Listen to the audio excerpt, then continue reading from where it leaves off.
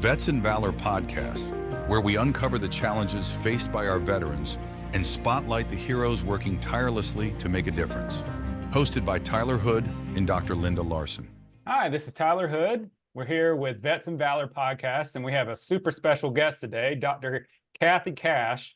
Incredibly interesting. She's got a wealth of information, and just so happy to have you, Dr. Kathy. I'm glad you could be here today. Thank you so much for having me, for inviting me. It's just an awesome experience. I love having the opportunity to share information and to share my story with people. Well, how did you get here? We're 30 years now that you've been working with the community and veterans, but how did you get started working with veterans? Well, let's see. I'm a U.S. Army veteran. I served 3 years active and 3 years reserve in the United States Army, stationed at Fort Hood, Texas, which has since changed its name, but that's where I was stationed. And then I live in Los Angeles, California. So after my time of service, I came home and was trying to figure it out from there. And at that time, which was 35 years ago, the wealth of information for veterans was not available then like it is now. And when I got out, I went to find some support, some help, and I was told I was not a veteran. And I was told by some authority figure, when they say, well, go here and ask them, they'll tell you. So wherever the there was, it was some VA connected somebody. And they said, well, you're not a veteran. So the only benefits you have are what you got out with, which was 6 months of dental, my home loan, and my educational benefits. They told me that's all I had. So I said, okay. So I went to school. I got an associate's degree in electronic systems technology and did everything else and just lived on my own. I have 3 children who are all college graduates that I did not get VA help until they got to college. So just imagine I'm going through 20 years without getting some support that I thought I was due, but then somebody told me I didn't qualify. So I went on about my life and made it happen. Dr. Cash, I wanted to ask you, when you got out and you knew that you had gone through, your basic training, your tech schools, and then you were told, oh, you're not a veteran. Did you just take that at face value? What were your thoughts and emotions at that time? Or if you could go into that a little bit. So I served during the Cold War. What I know now is the Cold War. There was no declared war, but we did have troops in Afghanistan and other areas around the world. And when one goes to what they consider to be an authority, especially when you come out the military, you do what you're told. You're expecting the person on the other side of the desk to know what they are talking about. I had no other information to go by because I didn't have the resources. I didn't have things that we have now. So when a person says you're not a veteran, I'm like, okay, I'm not a veteran, and I went on with my life. So what I have decided in my life now is to be the peer that I needed when I got out. As a peer support specialist, I've become a wealth of information and resources. And when somebody says, well, this one person said that I can't get this, I said, okay, let's go find another person. And so I didn't have anyone to encourage me to do that back then, because you go to a desk, you go to somebody that says, I know my job, and that's the expectation. So now somebody asked me if I was angry because I got misinformation. I said, no, right now I just chalk it up to somebody had a first day or first week or were too proud to ask a question that they didn't know the answer to. And that's how I approach other veterans that I serve and support. Because we hope that everybody knows their job, but we have experienced that people don't know their job. And when someone doesn't know their job, they don't tell you they don't know, because I'm behind the desk. I'm supposed to know what I'm doing. So I'm going to tell you what I know. And then if you don't have anyone else to encourage you to ask someone else, then it doesn't happen. And when you did finally get your support, did you find someone that taught you these things? How did you get to that level where you were like, oh, I can access this? And then how did you become a teacher after that moment for others that had your problem? What had happened was in the was around 2008. I had a health challenge, and a very good friend of mine, we had gone to middle school together, junior high school together. He was a Marine veteran, and I'm Army veteran, of course, and we were very good friends. I had a health challenge, and he said, okay, what VA do you go to? Because I need to get you to the doctor. I said, I don't go to the VA. He said, why not? I said, because I'm not a veteran. Then he went on to tell me all of the situations that he had and that his veteran status. And then he said, it's a very colorful language that I need to get to the VA because I do have those benefits. So I started at the Long Beach VA. When I signed in, and this was another thing, when I signed in at the business office, they gave me so much information and missed some information, and they probably said it, but because it was a wealth of information, I didn't get everything. So I was sitting in the pharmacy waiting for a prescription one day, and one of the other veterans, they're talking, so I'm ear hustling, you know, I'm hearing veterans talking about things, and he says, I got to get over to the business office and get my check. I'm like, check for what? Well, check for travel pay. They pay you the mileage to go to the VA. Okay, I didn't know that. So I went and talked to the business office, and that's when they told me that I would only be qualified for the VA in my area. So I had to transfer my care to the West LA VA, which was fine. I did that. So now I was eligible for travel pay. And so what I've learned is a lot of stuff I learned from other veterans. In the community, I became a part of Vet to Vet, a national peer support organization started by Mo Armstrong. And I was under the leadership of Roy Brown. He was executive director here in Los Angeles. So we were talking in the community. I'm part of the clergy. I was part of clergy council with LAPD, Los Angeles Police Department. And part of the clergy, we were doing a clergy community walk, walking through the community, just reaching out to people who were on the streets. And in talking to him, I talked to him about my veteran status, about women veterans. He said, well, come and join Vet to Vet. And so I went to Vet and started seeing other veterans, because in our community, veterans were not coming out. If you did not go to combat, you did not feel like you were a veteran. So I did not know there were other veterans around. So when I started going to the VA and meeting with Vet to Vet and started hearing other people's stories, I've always been that solutions oriented person. So if you're telling me, well, I can't do this, can't has not been in my vocabulary. As a pastor preacher, the first scripture I taught my children was, I can do all things through Christ. So being able to do all things is not there. I mean, you have to exhaust everything in order not to be able to do it. And 99% of the time, people they hit one obstacle and they call it quits. But I became that information source because I had to learn it. And I learned a lot from other veterans. As many veterans will tell you, we learn from other veterans. So I became that person who had the answers. I knew who to call, and I created my own network of resources. And if I sent someone somewhere, we did a check-in on them. So we would do a role play with the veteran, and this is what you're going to ask for. This is what you're going to say. You go someplace and you say, well, this is what I need. Okay, go over to window C. You go to window C. Okay, we don't do that here. You got to go over to window F. I go to window F. We don't do that here. You got to go upstairs. So we done toured the whole VA and get back to the very person we started with. And then they say, I don't know, because if they couldn't help you, I don't know what to do. So I pride myself on getting you directly to where you need to be, because it is frustrating.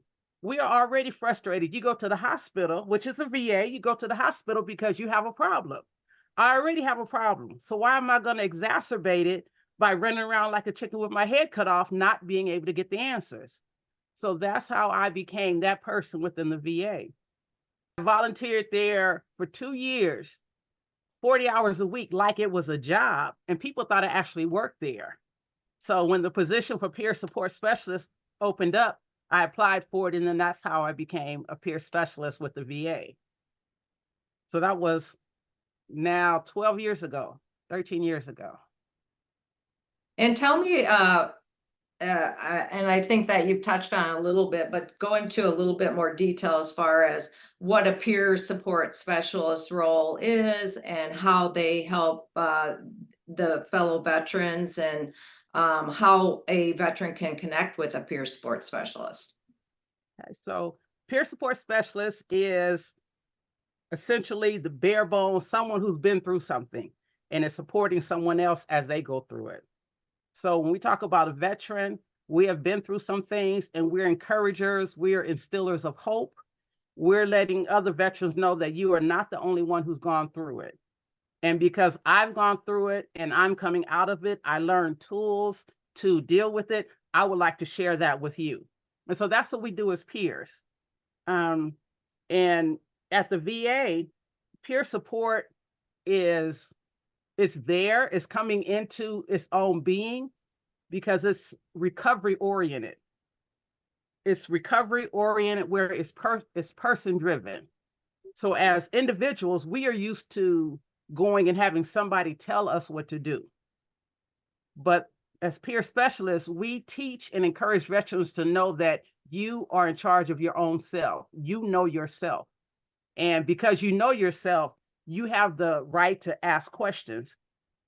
So when we talk about a recovery plan, which is what as a peer, we do our best to instill into the veteran, we first instill that hope, letting you know that, yes, you're in this position right now, but it can get better. If you want it to get better, it can get better.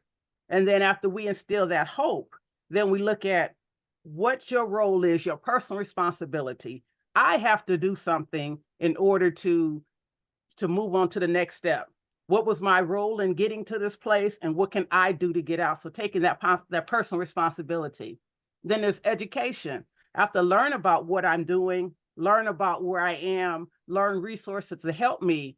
And then after I've learned all this stuff, now I'm able to advocate for myself.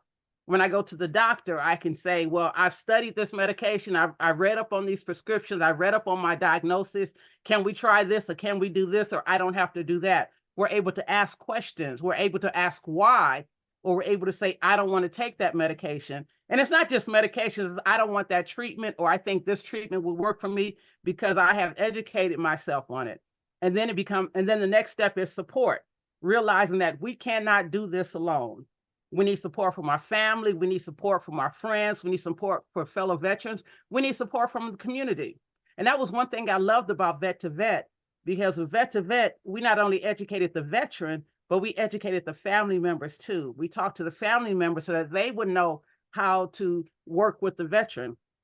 Because oftentimes we would come into our illnesses, our mental illnesses, our recovery, our addictions. We'd come into that and the family and our friends knew us in that stage, but now we're trying to come out of it. And so we're looking for them to support us in coming out of it, but sometimes they don't know what to do. Oftentimes I hear family members talk about, well, that my veteran, he just goes in there, he's quiet, he doesn't say anything. Then sometimes it's just a matter of just sitting there and saying, I'm here if you need me. You know, we're not fixers. As peers, we are not fixers. We are there to walk with the veteran in their recovery journey, whatever they're recovering from, because we've all had similar experiences. Let's say I'm a new veteran in the LA area, having mental health issues. I'm burned out in my family. They don't want to deal with me anymore. I'm homeless, don't know what to do. What with these, Dr. Linda and Dr. Kathy, you're both such experts. Like, what should I do? What should I do in that scenario? What's my next best move, and how do I get back on my feet? So I love the fact that the VA is growing and recognizing that that's there. Right now, you can open up any newspaper, you can go on any social media and see something about veterans. Do you need help? If you go to the VA, they have a welcome center. The West LA VA, they have a welcome center. And one thing we say about the VAs, you've seen one VA, because all of them work differently.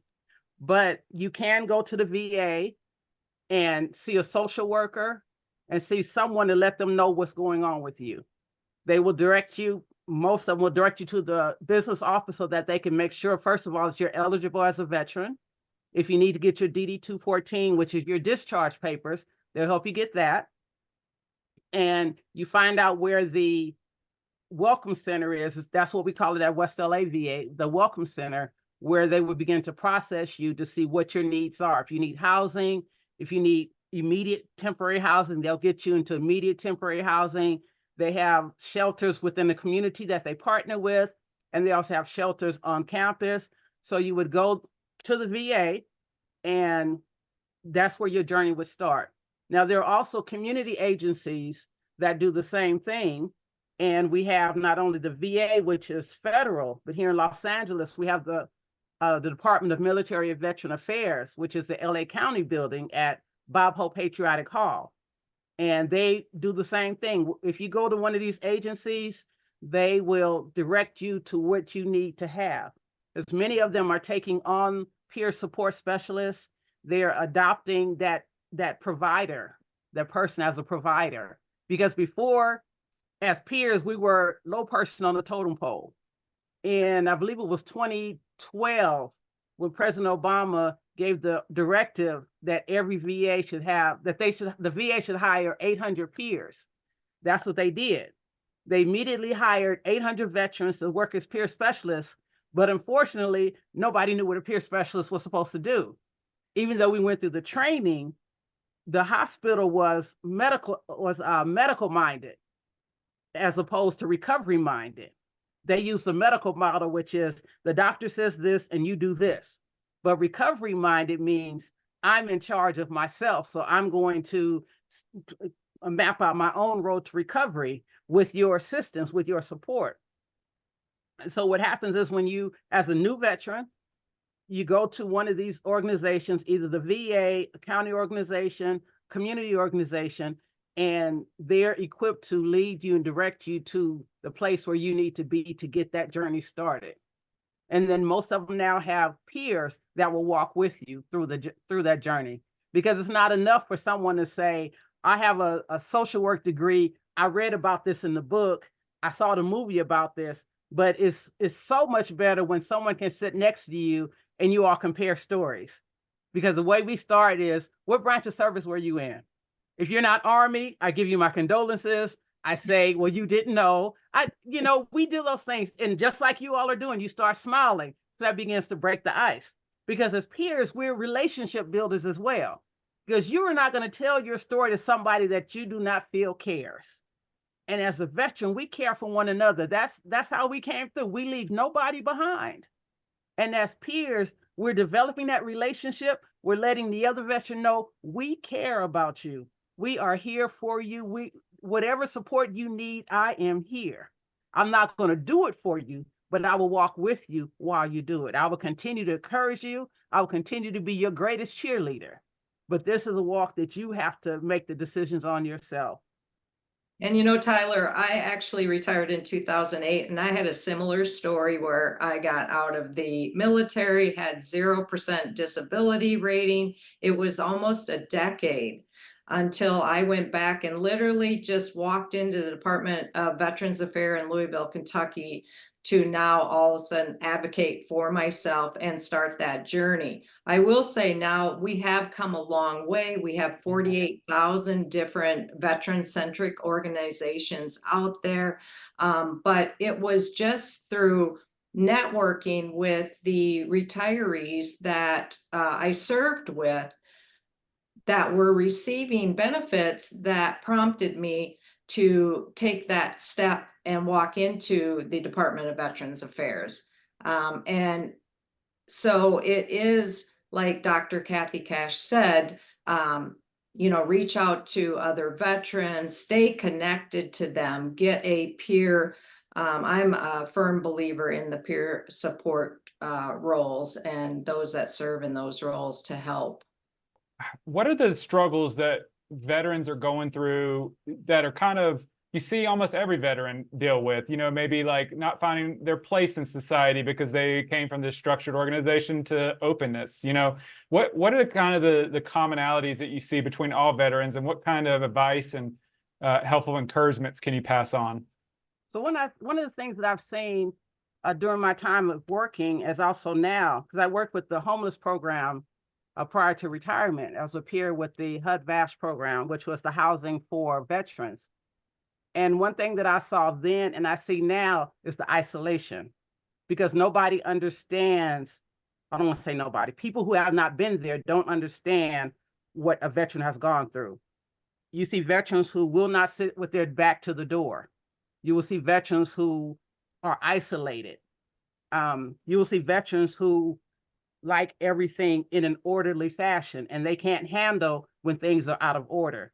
You know, when I go into a store, if it says peaches on the shelf, peaches should be on that shelf. They shouldn't be on the next aisle. You know, so those kind of things can really bother a person in general, but a veteran even more so because of the training that we've had.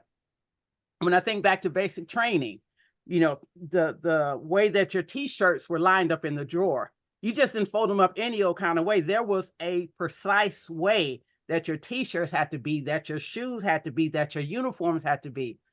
And many of us come out with that preciseness. So we're trying to reintegrate into a society that's just, for lack of a better word, just all willy-nilly. You know, I go to work, I do my job, I go home. It doesn't matter to me whether I helped you or not, but you know, I'm here and I'm going to get my paycheck at the end of the pay period. But as veterans, we become isolated because nobody understands that we still need and want that structure. And so what ends up happening is, especially as veterans get older and we're in this rapidly changing environment, they're feeling more and more isolated. We are applauding that we are housing homeless veterans, which is great. I mean, I love it. Let's throw the parade. Let's, you know, drop the confetti, everything. But don't just put a veteran in housing and then leave them alone. Many of the veterans are senior veterans now, because remember during Vietnam, well, when they came home from Vietnam, they didn't receive help. And so now they're in their late 60s and 70s and they are coming forward for help.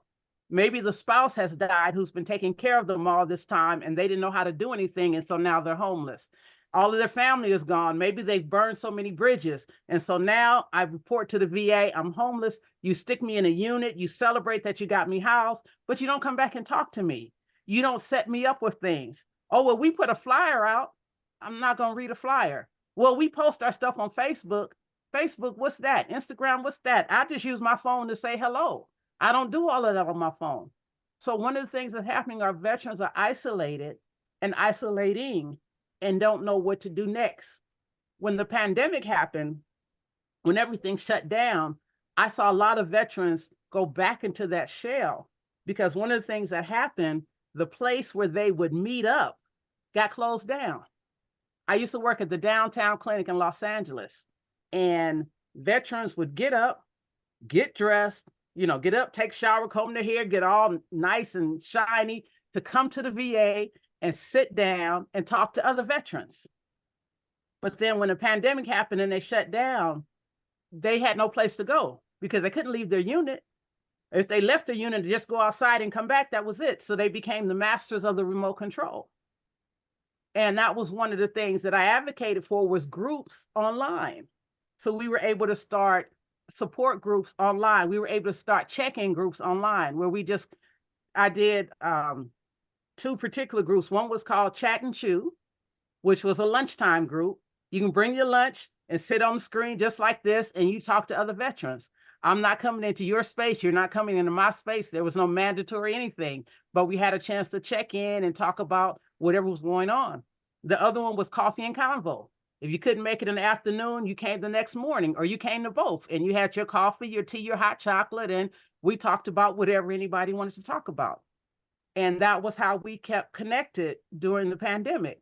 So some are still doing that because they were giving out free iPads. So a lot of veterans did get access. Peers and other staff members showed them how to use it.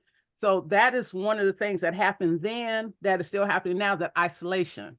You're getting into a unit. You don't know your community because you're being told, you know, you got to take this unit. You got to move in. You're homeless, so you need an apartment. Here's your voucher. Go to the apartment.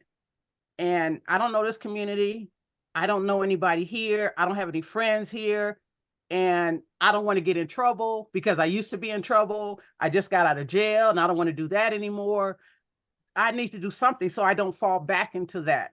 So I can either isolate or fall back into that because nobody else is coming to see about me. And that's one of the the things that I dislike. And it becomes, how do we get the veterans to come out of their unit? We have to talk to them. We have to form relationships. We have to, I try my best. Every time I see a veteran who has a cap on, it might say Vietnam veteran or Army veteran, any kind of veteran, I'll speak to them. Thank you for your service. And like I said, if it says something other than Army, I give my condolences and we laugh and, we might talk a few minutes. But just being able to put some sunshine in somebody's life, because that's been my background even before the military, because I've done ministry all of my life, and that service spilled over from ministry into what I do now. So everything I do now, even though I'm retired / not retired, I'm still being of service in various realms, because I know people need that connection. People need that relationship. People need hope. And people need to know that this is not, it does not have to be as bad as you think it is. I can relate, that the hypervigilance you're talking about with people watching the door and things like that. I've been around people with high anxiety disorders. My girlfriend has CPTSD, so it's a similar subset of conditions, and it's just fascinating to hear, and it's heartwarming, honestly, that there is help out there. The isolation component, though, that's one it's so hard to beat, because I have a tendency when things are going wrong in my life to isolate. So I feel like that's a human condition. Yeah. And, it's hard, especially for males. I think that's hard to get them to pull out and come and get help, Yeah. And isolating for a period of time after something happens and getting back into reality, that's one thing. But then as we have the veterans who they stay isolated. Oh, yeah. Because especially if they were homeless, when anyone's homeless, they are in a community. Yeah. They're in a community. They have people who look out for them. They have the stores or the merchants who they can count on to get snacks, get water, get food. And then when they don't show up, people ask about them. If they go into the hospital, they go back and say, you haven't been here for 2 weeks. Where you been? And someone cares for them. And then what you do is you take them out of that community and you put them in an apartment by themselves. So one thing that I had a case where a veteran was punching holes in the wall because they were hearing voices inside of the unit. But when they were hearing those voices when they were out in the community, but they had somebody to talk to, the voices were, outside, so to speak. And when you take them from one environment to the other, but don't give them those tools, then it becomes difficult. And then they don't reintegrate very well. Yeah, it makes so much sense, because you're controlling the variables, in your home by yourself, and there's no stimuli that's exciting coming in, so you can kind of stay calm, but there's no nurturing, there's no nourishment, so you're just kind of withering, but you don't get to see that. It's kind of like a longer thing. So it's amazing that there's people like you working out there to try to get people out, because I think that's the hardest component. Is like, if I was coming out of the military, I probably wouldn't come out for help. You know what I mean? I'd probably just deal with it myself, because that's what I was taught to do growing up, And that's so many people do, because when they come out, they have the debriefing that's supposed to help you to reintegrate back into society. But depending on where you're stationed, you may or may not get the full, I think it's 4 or 5 days, depending on what your job is while you're in, whether or not you can be released for that period of time to attend those classes. And then whether you're sitting there listening, because some people are like, I'm so ready to get out. Let me just go do these classes so I can get out. And they didn't hear anything. And then they come home and they have nightmares. So they left home going into the military. So they come home, they go back to mama's house, they go back to grandmama's house, and they have nightmares. They hollering out in the middle of the night, and now everybody's scared. So they say, you can't stay here. You got to go, because I don't know what you're going to do. So now they become homeless.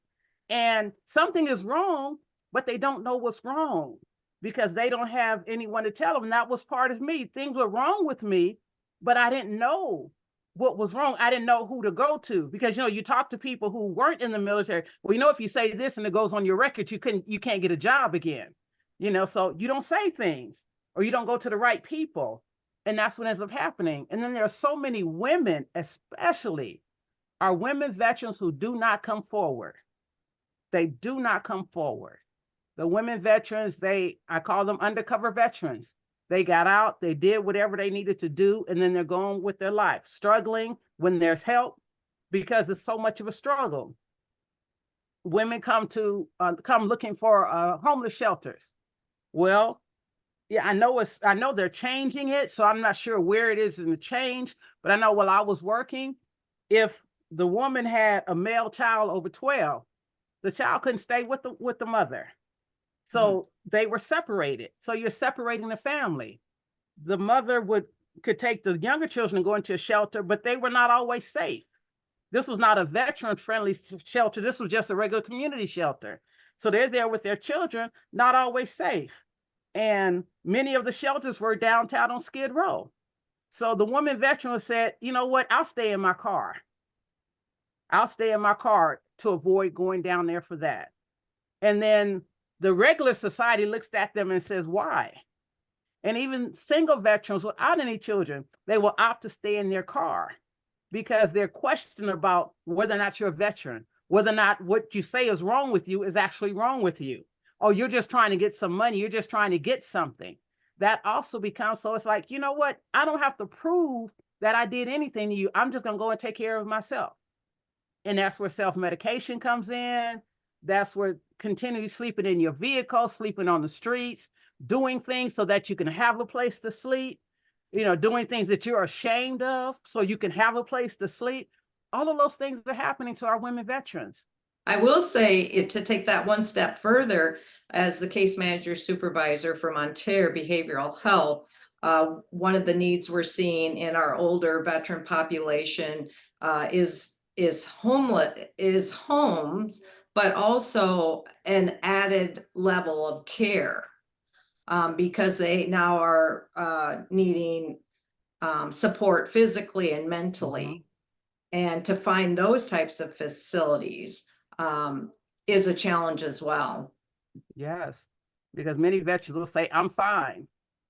And they're not fine because you're just asking me the question without a plan to follow up with me. If I say that this is wrong with me, all you're going to do is write it down. And that's what veterans tell me, that, I'm telling them this, they're not doing anything. So I'm just going to stay here where I am. So being able to build community with our veterans, whether it be where they live or bring them out of where they live into other areas, because that's one of the most needed things in our community. And that's for everyone, because I meet people who are not veterans who say, do they have peers for people like me? And it just becomes supporting one another. One of my favorite organizations is called Mindful Veteran Project, and they partner with the LA Opera, and they will take veterans to operas. It's 4 or 6 operas a year, free of charge. And there are some of the operas where we get to have the after talk, where we'll talk about the themes of that opera compared to our life in the military and our life now. So that's an experience, because there are a lot of, especially male veterans, I don't want to see no opera. Operas are dumb. And they go, and then they go, and then they go, and then they love it. And it's like, when's the next opera? When's the next opera? So organizations like that, where they allow you to come together, but there's no pressure. You're not signing up for anything. It's the information goes out and we make phone calls. And if you want to do it, you do it. If you don't, you don't. Catch you at the next time. But you know that someone cares about you. And that's one of the greatest things that everyone needs. And when we talk about our spiritual wellness, that definitely helps with our spiritual wellness. Couldn't agree more. Dr. Kathy, you are a wealth of information, and thank you so much for sharing your time with us today. And hopefully we'll have you back on in a future episode, because I still have more information I want to get from you. But thank you so much for joining us today. Thank you. Thank you, Dr. Cash. Thank you both for having me. I look forward to the next time.